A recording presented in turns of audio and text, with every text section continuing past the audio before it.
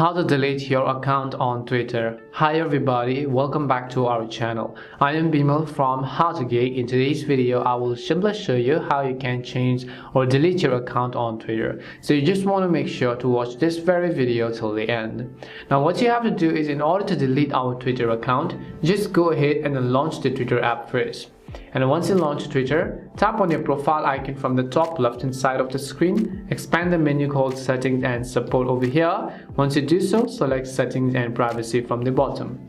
Once you select Settings and Privacy, select the option that says Your Account from the top, and here you can find the option that says Deactivate Account, so just tap on it.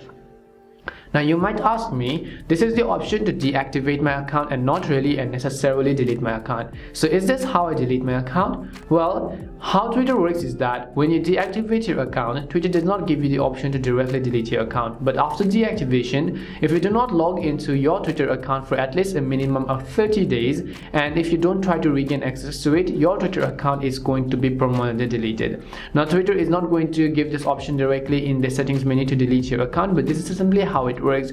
Every social media apps or any other apps on which you want to delete the account will actually let you wait for a couple of days before you decide to permanently delete it. So that is also how Twitter works. They don't mention it over here, but they simply tell it on their help page as well. You can also read there. It says you can restore your Twitter account only if it was accidentally or wrongfully deactivated for up to 30 days after deactivation. So after 30 days, your account is going to be permanently deleted. So do not be confused about deactivating and deleting, because there is only the option to deactivate it within the app, but deactivation and not reactivating it after 30 days is basically also called deletion on the basis of Twitter, by the way. So just tap on the deactivate button over here, enter your password to confirm it, make sure you enter them correctly, and tap on the deactivate button. As long as you don't try to log into your account within 30 days, until then it is going to remain deactivated, and after that it is going to remain permanently deleted.